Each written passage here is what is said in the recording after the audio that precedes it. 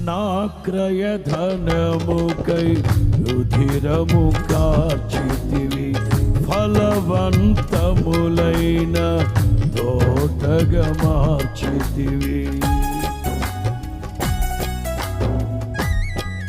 పాడదామా అందరూ?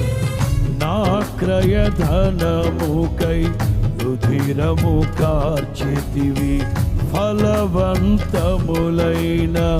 తోటగా మార్చితివి.